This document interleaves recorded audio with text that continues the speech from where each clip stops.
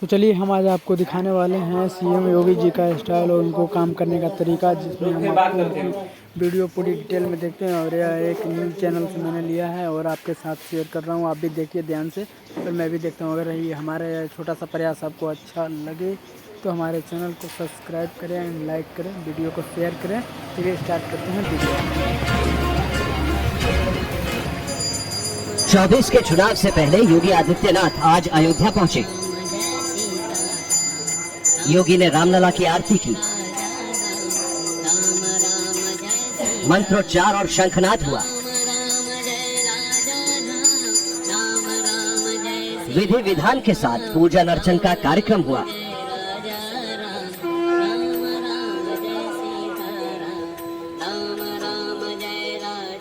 राम का काम कितना पूरा कितना बाकी, योगी ने खुद उसका जायजा लिया।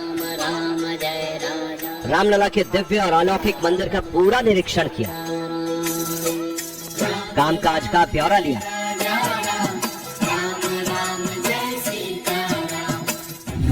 ये तो तय है कि 24 के चुनाव में राम मंदिर की गूंज सबसे ज्यादा सुनाई देगी। बीजेपी चुनाव में राम के दिव्य मंदिर को आगे रखेगी। इसका इम्पैक्ट भारत के पूर्व में भी होगा और पश्चिम में भी।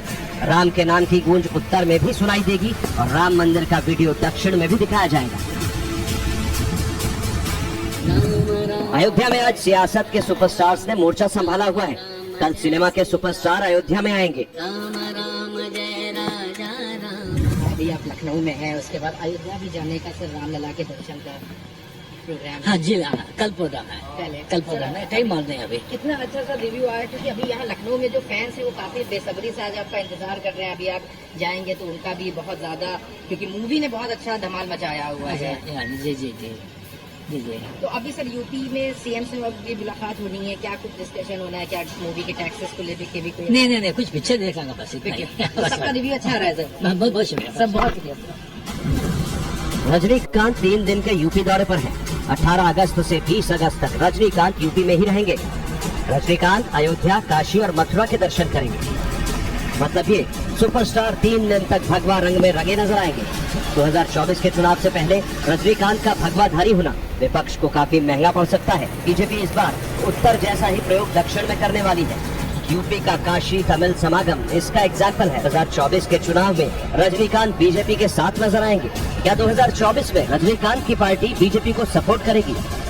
सियासी हलकों में योगी और रजनीकांत की मुलाकात को लेकर जो सुगबुगाहट तेज हुई है, उसके पीछे वजह है रजनीकांत का खुलकर कई मुद्दों को लेकर बीजेपी के सपोर्ट में खड़ा होना।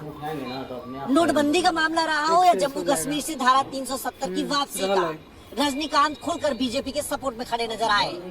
और अब बीजेपी का फोकस 2024 में साउथ पर है।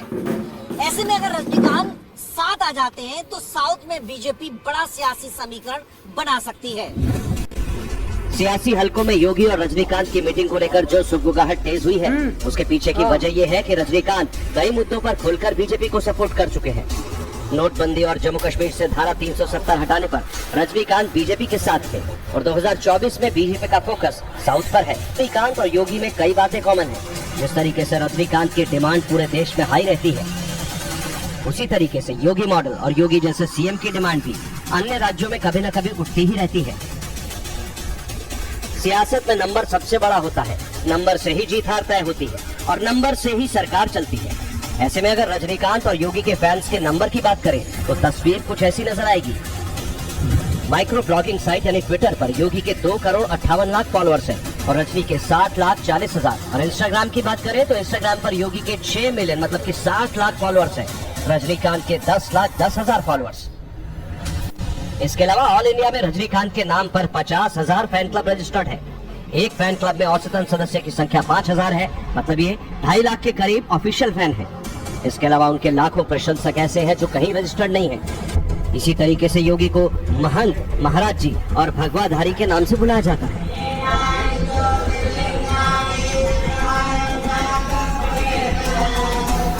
यूपी में योगी के शासन चलाने का स्टाइल योगी मॉडल बन गया है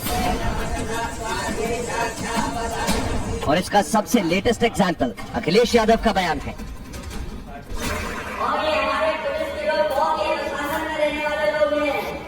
ये भी ऑर्डर मानते हैं और कुछ नहीं मानते।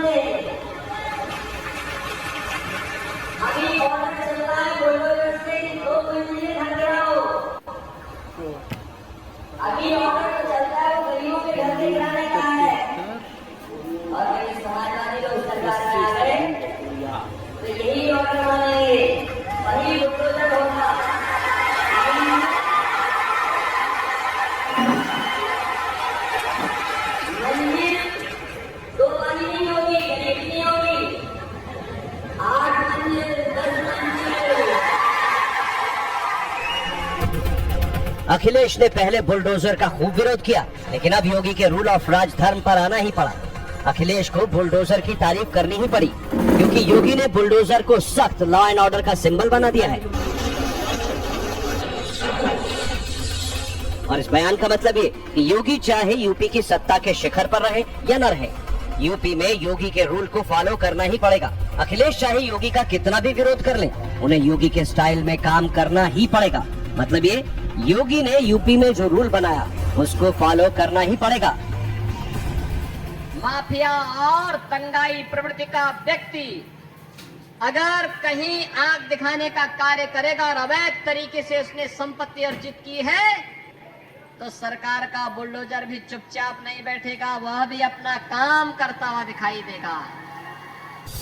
यही वजह है कि पीएम मोदी ने यूपी की कमान योगी को सौंप रखी है, योगी को अपना चुनावी कमांडर बनाया है। और यही वजह है कि चुनावों में योगी की डिमांड सबसे ज्यादा होती है। योगी पीएम मोदी के बाद बीजेपी के सबसे बड़े स्टार प्रचारक हैं।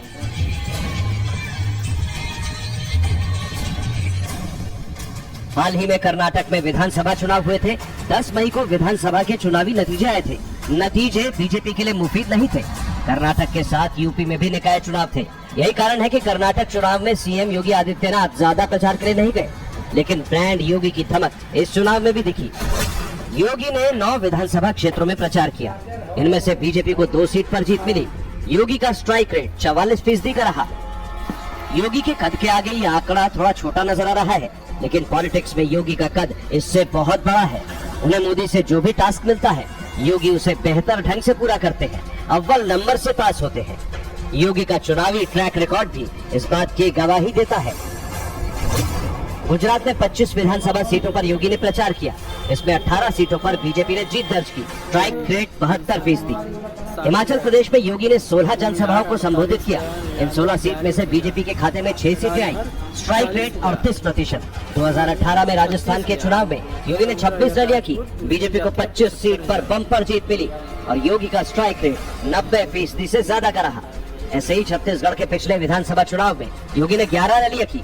इसमें से 8 सीटें बीजेपी के खाते में आई। योगी का स्ट्राइक रेट 72% से ज्यादा। बिहार विधानसभा चुनाव की बात करें तो योगी ने 18 सीटों पर चुनाव प्रचार किया था। इसमें से 12 सीटों पर एनडीए उम्मीदवारों की जीत हुई। Strike rate 69%। इसके अलावा त्रिपुरा के विधानसभा चुनाव में योगी ने 6 सीटों पर प्रचार किया और सभी 6 सीटों पर बीजेपी को जीत मिली। योगी का स्ट्राइक रेट 100%। योगी आदित्यनाथ जहां जाते हैं वहां चुनावी मंचों से जय श्री राम के नारे गूंजते हैं। चुनावी जनसभाओं में बाबा का बुलडोजर दिखाई देता है। और यही 2 चीजें भगवाधारी योगी की सबसे बड़ी पहचान है। योगी ने अपने रूल ऑफ राज धर्म से यूपी को इस तरीके से साधा है कि यूपी में योगी के आगे कोई नजर नहीं आता। और इस बात का एग्जाम्पल चुनावी सर्वे में भी दिखता है। हमने ईटीजी रिसर्च के साथ यूपी को लेकर सर्वे किया। इस सर्वे में हमने लोगों से पूछा, अगर आज यूपी में लोकसभा चुनाव हुए तो किस पार्टी को कितनी सीट मिलेगी। जनता की राय योगी के रूल ऑफ राज धर्म के साथ थी। ईटीजी रिसर्च के सर्वे के मुताबिक इस वक्त चुनाव हुए तो एनडीए को 69 से 73 सीट, अखिलेश और कांग्रेस के इंडिया गठबंधन को 5 से 9 सीट, बीएसपी को 0 से 1 और अन्य को 1 से 3 सीट मिलती है। अगर यही बात हम पार्टी वाइज करें तो बीजेपी को 69 से 73 सीट, समाजवादी पार्टी को 3 से 7 सीट, कांग्रेस को 1 से 2 सीट, बीएसपी को 0 से 1 सीट और अन्य के खाते में 1 से 3 सीट। ये तो रही चुनावी प्रेडिक्शन की बात, लेकिन 2024 की चुनावी पिच भी यूपी में तैयार हो गई है। यूपी के घोसी में विधानसभा का घमासान होने वाला है। एक साथ कई फार्मूले का टेस्ट होने वाला है। घोसी में अखिलेश और योगी के बीच डायरेक्ट फाइट होने वाली है। घोसी से लखनऊ की दूरी 303 किलोमीटर और लखनऊ से दिल्ली की दूरी 531 किलोमीटर। अगर घोसी से दिल्ली की बात करें तो ये दूरी 834 किलोमीटर की है। देश के सियासत की सबसे पुरानी कहावत है, दिल्ली का रास्ता यूपी से होकर गुजरता है। ये बात घोसी के इस विधानसभा उपचुनाव पर सबसे ज्यादा फिट बैठती है। ऐसे तो घोसी में विधानसभा का चुनाव है, लेकिन 2024 के लिए घोसी का गदर काफी अहमियत रखता है, क्योंकि तो आपने देखा किस तरह वीडियो में दिखाया गया सीएम योगी का कार्यक्रम और उनके विरोधी सपा का कार्यक्रम और सभी पार्टियों का कार्यक्रम दिखाया गया। और जो भी पार्टी आपको अच्छी लगे आप बताएं और हमारे इस वीडियो को ज़्यादा से ज़्यादा शेयर करें, लाइक करें एंड सब्सक्राइब करें हमने देखा तो वो तो दोस्तों सुनते हुए ना किस वहाँ प्रकार ठप्पा लगेगा। यूपी में योगी सरकार पिछले 2 बार से मुख्यमंत्री के रूप में कार्यरत है और मोबाइल से ओटीपी रोका लेना। अगली बार भी रहेंगे या नहीं ये आपको तय करके बताना है कि क्या लगता है अगला चुनाव कौन जीतने वाला है। और इसी वीडियो के माध्यम से हम देख रहे थे, यह वीडियो मैंने टाइम्स नाउ नव भारत न्यूज़ चैनल से उठाया है, जहाँ की वीडियो का सारा क्रेडिट उन्हीं को जाता है। और वीडियो देखने के लिए आप सभी को बहुत बहुत धन्यवाद। मुझे उम्मीद है आप मुझे ज़रूर सपोर्ट करेंगे और मेरी कमियों को मुझे कमेंट करके ज़रूर बताएं।